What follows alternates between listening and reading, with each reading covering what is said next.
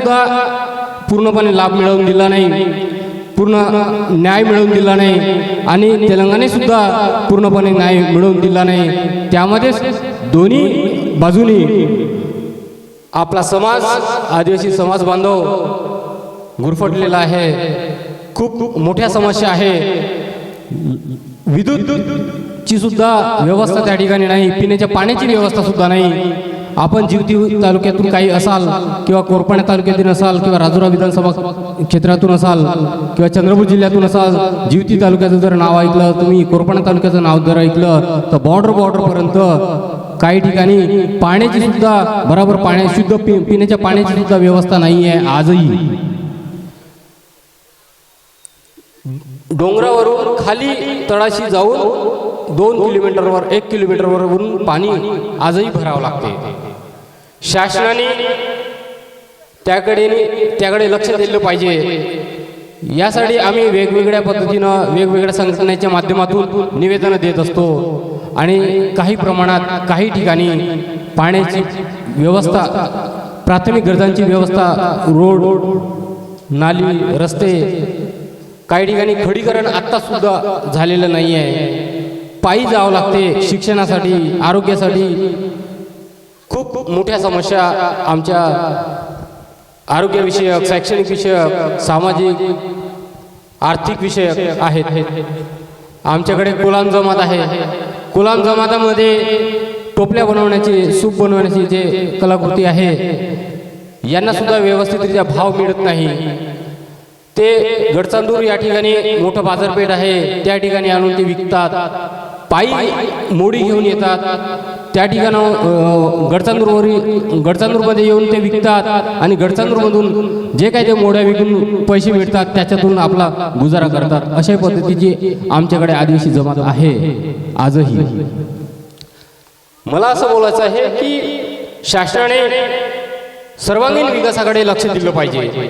प्रत्येक वेळी प्रत्येक ठिकाणी वेगवेगळ्या स्वरूपात विकासात्मक दृष्टिकोन बघतोय, तर आपण प्रामुख्याने शैक्षणिक दर्जा आपला उंचावलेला नाही आहे पाहिजे तेवढ्या प्रमाणात. आरोग्याचा दर्जा उंचावलेला नाही आहे पाहिजे तेवढ्या प्रमाणात. आरोग्याची सेवा जर आपण लक्षात घेतली तर आमच्या तालुक्यामध्ये कुटुंब नियोजन करण्यापासून तर साधा मलेरियाचा ताप जरी आला किंवा साधा ताप जरी आला तरी औषधोपचार करत नाही. नर्स, डॉक्टर त्यांच्यापर्यंत पोहोचते, परंतु पाहिजे तशा प्रमाणात त्यांनी प्रतिसाद देत नाही किंवा दवाखान्यामध्ये जाऊन आपल्या आरोग्याचा उपचार करत नाही. अशा पद्धतीच्या गैरसमजुती आहेत. काही ठिकाणी मानसिकरित्या त्यांनी वेगळ्या स्वरूपानं वर्तणूक करतात, वागतात. अशा पद्धतीची सुद्धा आपल्याकडे आपल्या समाजामध्ये अशा पद्धतीचा सुद्धा प्रकार होत आहे. हे कुठेतरी समाजामध्ये दुर्लक्षित होत आहे. समाजामध्ये जागृती नाही आहे, शैक्षणिक जागृती नाही आहे, आरोग्यविषयक जागृती नाही. सगळ्यात महत्त्वाची म्हणजे ह्या दोनच समस्या आपल्याकडे जास्त भेडसावतात. त्याच्यामुळं आपणास विनंती आहे की सर्वात आधी शिक्षणाचा दर्जा आपण उंचावलेला पाहिजे. आज 12वी पर्यंत फ्री शिक्षण आता शासनाने केलेलं आहे, त्यासोबतच आपण ग्रॅज्युएट बनावं. आमच्याकडे आम्ही पदवीधर शिक्षण झालं पाहिजे प्रत्येक व्यक्तीचं, प्रत्येक मुलाचं, मुलीचं. त्यासाठी आम्ही प्रयत्न करत असतो. आदिवासीच्या आश्रमशाळा आहेत, आदिवासीच्या आश्रमशाळेमध्ये खूप मोठ्या समस्या भेडसावत आहे. वेगवेगळ्या ठिकाणी आम्ही सामाजिक संघटनेच्या माध्यमातून जात असतो, भेटी देत असतो. प्रकल्प अधिकारी किंवा कलेक्टर किंवा त्या ठिकाणचा BDO, तहसीलदार यांना घेऊन आम्ही समस्या सोडवण्यासाठी मोठमोठे आंदोलन सुद्धा करत असतो. त्याच पद्धतीनं आपण सुद्धा आपल्या क्षेत्रामध्ये ज्या ज्या समस्या उद्भवत असतील त्या क्षेत्रामध्ये तुम्ही त्या प्रशासकीय अधिकाऱ्यांसोबत, शासनासोबत आपण वेगवेगळ्या माध्यमातून आपण आपला न्याय मिळवून घेतला पाहिजे. आणि त्यासोबतच आपण आपली संस्कृती कधी भुलली नाही पाहिजे आपण. कारण तर आपण ज्या मातीतून जन्मलो त्याच मातीत परत पुन्हा जाणार आहोत. त्याच्यासाठी आपली संस्कृती महत्त्वाची आहे. आदिवासी साहित्य, कला व संस्कृती आपलं जतन करणं गरजेचं आहे. आपली अस्तित्व टिकवून ठेवणं गरजेचं आहे. 16 ढेमसान 18 वाजा ह्या पासूनच सगळं वाद्य निर्माण झालं. 16 ढिमसाने 18 वाजा. ह्या ज्या ज्या ठिकाणी सांस्कृतिक कार्यक्रम होत असतो त्या त्या ठिकाणी याच वाद्यातून तो सांस्कृतिक कार्यक्रम साजरा केला जातो. आणि आपण आपल्यामध्ये जे सुप्त गुण आहेत, ज्या ज्या ठिकाणी सांस्कृतिक कार्यक्रम आपण बघण्यासाठी जातो किंवा त्यामध्ये सहभाग होण्यासाठी जातो, तर ज्या ज्या लोकांना गोंडी ढेमसा नृत्य किंवा आपली ती कला येत असेल, ती कला चांगल्या ठिकाणी वापरा. आज आपली संस्कृती, आपली कला किंवा जे नृत्य आहे ते नृत्य आपण आपल्या जमातीमध्ये किंवा आपल्या आदिवासींच्या कार्यक्रमामध्ये वापरलं पाहिजे, त्या ठिकाणी सादरीकरण केलं पाहिजे, इतर ठिकाणी न करता. जर आपण इतर ठिकाणी काही पैशाच्या पैशाचा आमिष दाखवून लोक बोलवत असतात आणि आपली वाहवाही करून घेण्यासाठी त्या ठिकाणी आपल्याला आमंत्रित करतात, मोठमोठे बक्षीस ठेवतात.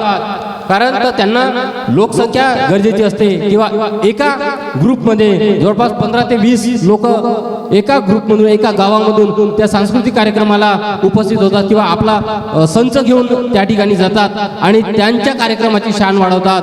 त्याच्यासाठी माझी अशी विनंती आहे की आपण ज्या ज्या ठिकाणी जाल, आपल्यामध्ये जे काही सुप्त गुण आहेत किंवा कलागुण आहेत, आदिवासी गोंडी नृत्य ज्या ज्या ठिकाणी सादर करत असाल तुम्ही, ते फक्त आपल्या आदिवासीच्या मंचवरच सादर करा, आपल्या आदिवासीच्या व्यक्तीसाठी सादर करा. जर तो व्यक्ती चांगला असेल, आदिवासीच्या साठी धावून जात असेल, समाजाच्या कामी येत असेल, तळागाळात त्यांनी जाऊन काम केलं असेल, तर त्या व्यक्तीसाठी तुम्ही पुढे या. अन्यथा येऊ नका. कोणत्याही ठिकाणी पैशाच्या आमिषाला जाऊन त्या ठिकाणी तुम्ही जाऊन बक्षीस मोठे मिळवून घेऊन त्या ठिकाणी आदिवासी संस्कृती सादर करत असाल, तर त्या ठिकाणी आपली चुकीची धारणा होत असते आणि त्यामधून समाजापर्यंत वेगळा मेसेज जात असतो.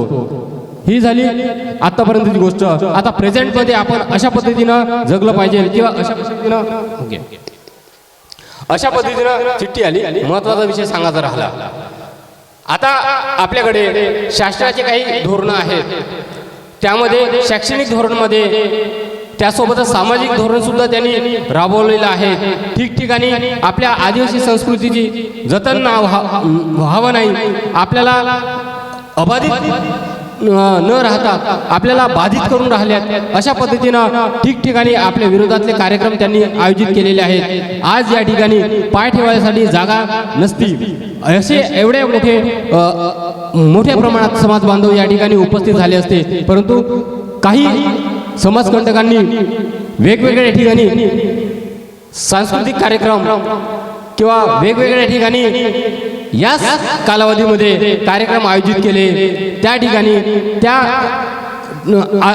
ठिकाणी आदिवासी समाज बांधव मोठ्या संख्येने गेलेले आहेत. आज मी शासनाच्या वतीने या ठिकाणी सांगू इच्छितो की मी सुद्धा एक शासन दरबारी काम करत असतो आणि त्यांच्या ज्या योजना आहेत त्या आपण त्याचा लाभ घ्यावा. आज स्वच्छ भारत मिशन अंतर्गत, जल जीवन मिशन अंतर्गत हे 2 मिशन आपल्याकडे, हे 2 अभियान आपल्या पूर्ण महाराष्ट्रामध्ये सगळीकडे चालू आहे. या अंतर्गत ज्या ज्या ठिकाणी स्वच्छ भारत मिशन अंतर्गत ज्या ज्या ठिकाणी योजना राबवण्यात आलेली आहे किंवा ज्या ज्या ग्रामपंचायतचे नावं त्या योजनेअंतर्गत आहेत, पंचायत समितीला त्यांची यादीमध्ये नाव असेल, तर आपल्या गावामध्ये ज्या ज्या ठिकाणी आपले पेंठाणे असतील, आपले गोटूल असतील, आपलं समाज भवन असेल, सभागृह असेल, त्या ठिकाणी सार्वजनिक शौचालय आहे, त्या ठिकाणी आपण अर्ज करून मागणी करावी. त्यासोबतच जलजीवन मिशन अंतर्गत पाण्याची व्यवस्था आहे, तर पाणी सुद्धा आपल्याला त्या ठिकाणी मिळवून घेता आलं पाहिजे. त्याच्यासोबत एक वेगळा अर्ज करता येणार आणि हे सगळं फ्रीमध्ये आहे. 70% स्वच्छ भारत मिशन मधून निधी आहे आणि जलजीवन मिशन मधून नळ योजना पूर्णपणे फ्री आहे. प्रत्येक घरी हर घर जल या पद्धतीनं. त्यासोबतच 70% निधी स्वच्छ भारत मिशन मधून आणि 30% निधी 15 वित्त आयोग मधून आहेत. ज्यांना कोणाला शौचालय नसेल, वैयक्तिक शौचालय नसेल, त्यांनी परत पुन्हा अर्ज करावा आणि ज्यांच्याकडे अगोदर घरकुल असेल आणि त्या घरकुलमध्ये जुनं जर शौचालय असेल तर परत पुन्हा ते तुम्ही अर्ज करून त्यांना परत पुन्हा शौचालय वाढीव शौचालय म्हणून तुम्ही मागवू शकता. आपली महिला बाहेर शौचालयास गेली नाही पाहिजे, आपली महिला बाहेर पाण्यासाठी गेली नाही पाहिजे. त्यासाठी ही व्यवस्था आपण पण आपल्या गावामध्ये आपल्या घरी करायला पाहिजे. त्याचसोबतच घनकचरा व सांडपाणी सुद्धा ही गंभीर मोठी समस्या आहे. ज्या पद्धतीने शौचालयाची समस्या आहे त्याच पद्धतीनं सांडपाणी आणि घनकचऱ्याची सुद्धा समस्या आहे. प्लास्टिकची जशी समस्या आहे त्याच पद्धतीनं प्रत्येक घरी परसबाग, प्रत्येक घरी सांडपाण्याची व्यवस्था व्यवस्थितरित्या केली पाहिजे. प्रत्येक घरी शौचखड्डे निर्माण झाले पाहिजे आणि त्यामधून आपल्याला जीवनसत्व चांगल्या पद्धतीने मिळते. आणि खतांचे खड्डे नाडेफच्या माध्यमातून ज्या ज्या ठिकाणी आपल्या रोडच्या लगत ज्या ज्या ठिकाणी शेणखत टाकलेलं असेल किंवा काळी कचरा टाकलेला असेल किंवा शेतामधून निघालेला घनकचरा असेल तर नाडेफच्या माध्यमातून त्या ठिकाणी तुम्ही एकत्र करू शकता आणि ते टाकं बनवून ते शेड बनवून त्या ठिकाणी 3 वर्गीकरण करून त्यामधून तुम्ही शेणखत मिळवू शकता आणि आपली शेती सुधारू शकता. त्यासोबतच सर्वात महत्त्वाचं म्हणजे आपल्याकडे असणाऱ्या जनावरांची संख्या वाढवणं गरजेचं आहे. जर पशुधन वाढलं तर आपली आर्थिक बाजू मजबूत होऊ शकते. त्यासोबतच तुम्ही शैक्षणिक सुद्धा बाजू मजबूत करणं गरजेचं आहे. आर्थिक बाजू, शैक्षणिक बाजू आणि सामाजिक बाजूचा जर विचार केला तर प्रत्येक व्यक्तीने आपल्या घरी गोंगो करणं गरजेचं आहे. आपल्या गावामध्ये 5 पद होते, त्या 5ही पदाचा आज वापर करणं गरजेचं आहे. जे काही कायदा कानून निघाला आहे किंवा जे काही ऍक्ट निर्माण झालेले आहेत हे पहिले आपल्या जे पंच कायदा जो होता त्या पंच कायद्यामधूनच कायद्याची निर्मिती झाली आणि त्या पदांची निर्मिती झाली. ते 5 पद आपल्या गावामध्ये असणं गरजेचं आहे आणि आपल्या गावामध्ये वेगवेगळे मंडळ स्थापन करणं गरजेचं आहे. त्याचं रजिस्ट्रेशन करणं गरजेचं आहे. धर्मदाय आयुक्तमध्ये, चॅरिटी कमिशनमध्ये जाऊन तुम्ही त्या गटांचा रजिस्ट्रेशन करा, जेणेकरून येणारे जे कालावधी आहे किंवा येणारा जे काळ आहे तो ज्यांचं रजिस्ट्रेशन झालेलं असेल गावामध्ये, ज्या मंडळाचं रजिस्ट्रेशन झालं असेल त्याच मंडळाला किंवा त्याच ग्रुपला, तो बचत गट असो, महिला बचत गट असो की पुरुष बचत गट असो किंवा कोणता गणेशोत्सव असो किंवा कोणती संस्था असो, सामाजिक संस्था किंवा बौद्धिक संस्था, त्या सगळ्यांनाच ग्रामपंचायत स्तरावर सरपंचाला त्या अधिकार दिलेला आहे, गावातल्या पंचांना अधिकार दिले आहे की तुम्ही तुमचा विकास तुमच्या गावामध्ये करू शकता आणि ज्या ज्या गोष्टींची गरज आहे त्या गोष्टींचा सगळ्यांमध्ये जर तुम्ही ठराव जर घेतला तर तुमच्या ग्रामपंचायतमध्ये बहुसंख्येने जर आपण आदिवासी समाज बांधव असतील तर एक ठराव आपला आदिवासींचा होणं गरजेचं आहे. वर्षातून 2 तरी ठराव किंवा 2 तरी मिटिंगा, मासिक सभा, वार्षिक सभा आपल्या आदिवासीच्या स्पेशल घेणं गरजेचं आहे. ज्या ज्या ठिकाणी पेसा कायदा आहे, ज्या ज्या ठिकाणी पेसा मध्ये गावं आहेत, काही गावं वगळल्या गेलेले आहेत, ते परत पुन्हा तुम्ही SDM कडे अर्ज करून परत पुन्हा ते गाव त्या ठिकाणी समाविष्ट करून आपल्या गावाचा विकास पेसा निधी जे आहे त्या पेसा निधीमधून आपल्या गावाचा विकास करू शकता. वेगवेगळ्या पद्धतीची सांस्कृतिक कार्यक्रम किंवा आपले आदिवासींचे वर्षभर कार्यक्रम चालत असतात. त्या वर्षभर कार्यक्रम चालण्यासाठी, आपले कार्यक्रम साजरे करण्यासाठी आपल्याला मुबलक प्रमाणात जागा असणे गरजेचं आहे. त्या जागेची मागणी करायला पाहिजे. हो गया, जागेची मागणी केली पाहिजे. त्यासोबतच आपल्याला साऊंड सिस्टमची मागणी केली पाहिजे, मंडप डेकोरेशनची मागणी केली पाहिजे. ज्या ज्या गोष्टींची गरज आहे त्या सगळ्या गोष्टींची मागणी आपण केली पाहिजे. त्या सगळ्या गोष्टी फ्रीमध्ये मिळतात.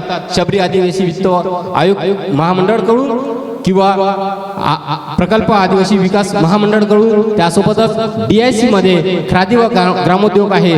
प्रत्येक जिल्ह्यामध्ये MCED नावाचं, महाराष्ट्र उद्योजकता विकास नावाचं एक एंटरप्रेन्योरशिप डेव्हलपमेंट ट्रेनिंग सेंटर आहे किंवा डिस्ट्रिक्ट एंटरप्रेन्योरशिप डेव्हलपमेंट सेंटर आहे, त्या सेंटरमधून वेगवेगळ्या पद्धतीचे प्रशिक्षण होत असतात. ते वेगवेगळे प्रशिक्षण आपण अंगीकृत केलं पाहिजे किंवा आपण ते प्रशिक्षणाचा लाभ घेऊन आपला आर्थिक विकास आणि आपल्या कलागुणांचा विकास केला पाहिजे.